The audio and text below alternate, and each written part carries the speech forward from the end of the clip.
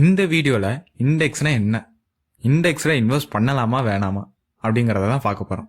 இப்போ இண்டெக்ஸ்னாலே எனக்குன்னா என்னன்னு தெரியாது அப்படிங்கிறவங்களுக்கு சிம்பிளாக சொல்லணும்னா, இப்போ நீங்கள் ஒரு டிபார்ட்மெண்ட் ஸ்டோர் போகிறீங்க, சும்மா வெறுங்க இல்லைன்னா போக மாட்டீங்களே, ஒரு பேஸ்கெட் இருக்கும்ல, அந்த பேஸ்கெட் தான் இண்டெக்ஸ்.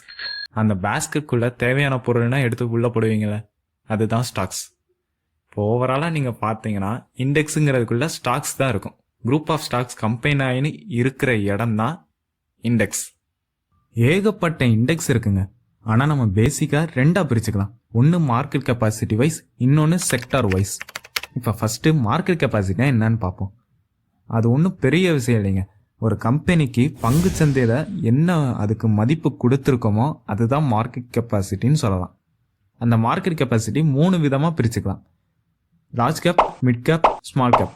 லார்ஜ் கேப்பில் 20,000 கோடிக்கு மேலே மதிப்பு இருக்கிற கம்பெனிஸும், மிட் கேப்பில் அதுக்கு கீழே 5,000 கோடிக்கு மேலே இருக்கிற கம்பெனிஸும் இருக்கும். ஸ்மால் கேப்னா 5,000 கோடிக்கும் உள்ளே இருக்கிற கம்பெனிஸும் இருக்கும். இவ்வளோதான் மார்க்கெட் கெப்பாசிட்டி. இந்த நியூஸ்லாம் கேள்விப்பட்டிருப்பீங்களே, நிஃப்டி சென்செக்ஸ் 50 புள்ளி உயர்வு, 30 புள்ளி உயர்வு அப்படின்னு. இதுவோ ஒரு இண்டெக்ஸ் தாங்க. இந்த நிஃப்டிக்குள்ள 50 கம்பெனிஸும் சென்செக்ஸ்குள்ள 30 கம்பெனிஸ் இருக்கும். நிஃப்டி நேஷனல் எக்ஸ்சேஞ்சோடது, சென்செக்ஸ் பிஎஸ்சியோடது. இப்போ நாம் நிஃப்டியவே எடுத்துப்போமே, இதுக்குள்ள டாப் 50 கம்பெனிஸ் இருக்கும்.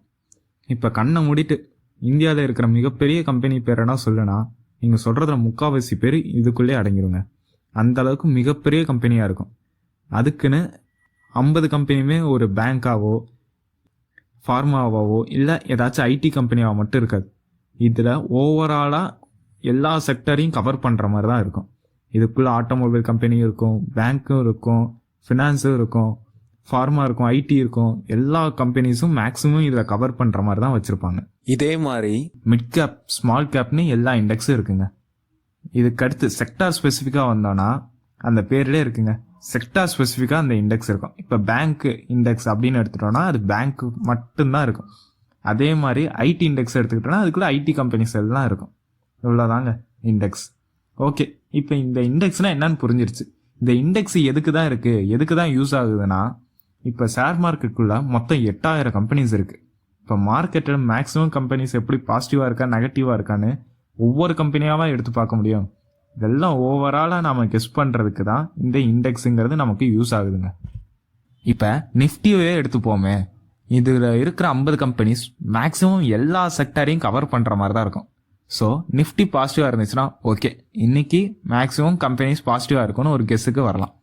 இதே மாதிரி இப்போ பேங்க் நிஃப்டியும் பாசிட்டிவாக இருந்துச்சுன்னா இன்னைக்கு எல்லா பேங்க்கும் ஓரளவுக்கு பாசிட்டிவாக இருக்குன்னு ஒரு முடிவுக்கு வரலாம். இதுக்கு தாங்க இந்த இண்டெக்ஸுங்கிறது யூஸ் ஆகுது.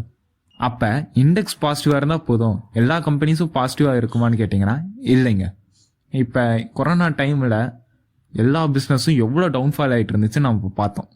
ஆனால் ஹாஸ்பிட்டல் பிஸ்னஸ் எல்லாம் அந்த டைமில் தான் பீக்கில் இருந்தாங்க. அதே மாதிரி தாங்க இப்போ நிஃப்டியே பாசிட்டிவாக இருந்தாலும் அது 50 கம்பெனிஸில் ஏதாச்சும் 1-2 கம்பெனிஸ் நெகட்டிவாகவும் இருக்கலாம். அதே மாதிரி தான் நம்ம மெஜாரிட்டியாக பாசிட்டிவாக நெகட்டிவாங்கிறது மட்டும்தான் இதுலேருந்து ஒரு முடிவுக்கு வர முடியும். இப்போ இண்டெக்ஸில் இன்வெஸ்ட் பண்ணலாமா வேணாமான்னு கேட்டிங்கன்னா, இந்த இன்வெஸ்ட்மெண்ட் உலகத்துக்கே ஜாம்பான் வாரன் பஃபெட் தான். அவரே என்ன சொல்லுவார்னா, இண்டெக்ஸில் இன்வெஸ்ட் பண்ணிகிட்டே இருந்தீங்க லாங் டேர்ம்னா ஒரு மிகப்பெரிய ரிட்டர்ன்ஸ் பார்க்கலான்னு சொல்லுவார். ஸோ அடுத்த 10 வருஷம் 20 வருஷம் இன்வெஸ்ட் பண்ண போகிறேன் அப்படின்றவங்க எல்லாருமே இந்த நிஃப்டி 50 கன்சிடர் பண்ணலாம். ஓகே ப்ரோ, இப்போ ஸ்கூலில் படிக்கிற பையனே காலேஜ் போய் நல்லா படிப்பானான்னு சொல்ல முடியாது. இந்த 50 கம்பெனியில் ஏதாச்சும் ஒரு கம்பெனி ஒழுங்காக பர்ஃபார்ம் பண்ணலன்னா என்ன செய்ய? நோக்கியா அப்படின்னு மிகப்பெரிய பிராண்டே இருந்துச்சு, இப்போ அதுவே எங்கே போச்சுன்னு தெரியல. இந்த 50 கம்பெனிஸில் ஏதாச்சும் ஒன்று நல்லா பர்ஃபார்ம் பண்ணலன்னா நமக்கு தானே அது நெகட்டிவ்னு கேட்டிங்கன்னா, இப்போ இந்த 50 கம்பெனியில் ஏதாச்சும் 1-2 கம்பெனி நல்லா பர்ஃபார்ம் பண்ணலன்னா அந்த கம்பெனியை அந்த இண்டெக்ஸ் விட்டு வெளியே எடுத்துட்டு அதுக்கு அடுத்து நல்லா பர்ஃபார்ம் பண்ணுற கம்பெனியை உள்ளே கொண்டு வந்து ரீப்ளேஸ் பண்ணிடுவாங்க. ஸோ உங்களுக்கு டெம்பரவரியாக அந்த இண்டெக்ஸு டவுன்ஃபால் ஆகலாம், இல்லை அங்கேயே கன்சாலிடேட் ஆகலாம். ஆனால் லாங் டேர்மில் பார்த்தீங்கன்னா உங்களுக்கு நல்ல ரிட்டர்ன்ஸே கொடுக்குங்க. ஒரு 5 வருஷம் 10 வருஷம்னா எடுத்துகிட்டு போனீங்கன்னா மினிமம் உங்களுக்கு 12% இந்த இண்டெக்ஸுங்கிறது ரிட்டர்ன்ஸ் கொடுத்துட்ருக்கு ஹிஸ்டாரிக்காக.